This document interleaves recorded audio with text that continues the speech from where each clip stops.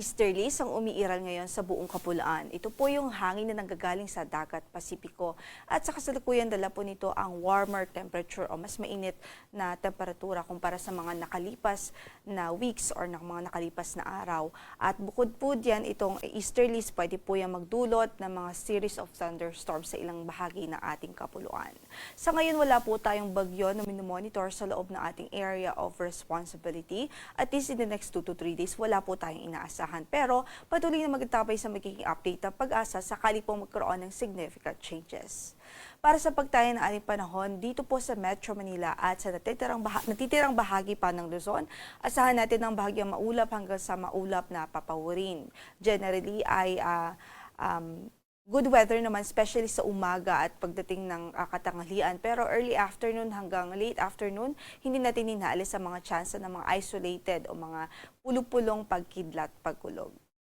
So sa kasalukuyan, ang Metro Manila pwede pong makaranas ng 22 hanggang sa 31 degrees Celsius na agwat ng temperatura. Sa Tagaytay ay 21 to 29 degrees Celsius, 16 to 25 sa Baguio, 22 to 31 sa Lawag City, 22 to 33 sa Tuguegarao at sa Legazpi City naman ay 24 to 31 degrees Celsius na agwat ng temperatura.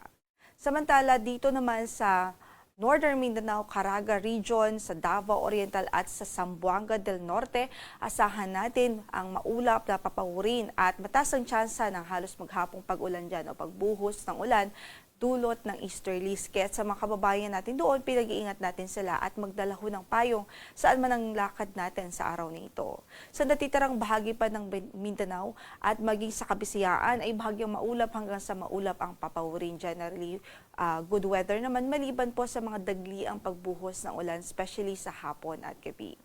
Para sa pagtayo ng ating temperatura, sa Tacloban 24 to 30 degrees Celsius, sa Cebu ay 25 to 31, 24 to 30 sa Iloilo, sa Puerto Princesa ay 26 to 30 degrees Celsius. Gayon din sa Calayan Islands, sa Zamboanga ay 24 to 33 degrees Celsius at sa Davao naman ay 25 to 32 degrees Celsius.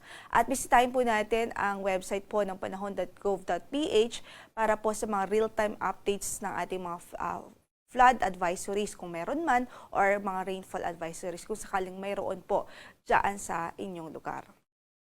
Samantala, wala po tayong gale warning na nakataas ngayon sa anumang bahagi ng ating mga baybaying dagat. Banayad hanggang sa katamtaman na magiging pag-alo ng kondisyon ng ating karagatan sa buong Kapuluan. Samantala, ang sunrise natin for today is 6:15 in the morning at mamaya ang lulubog ang araw sa ganap na 6:03 ng gabi. Ito po si Lori de la Cruz Galicia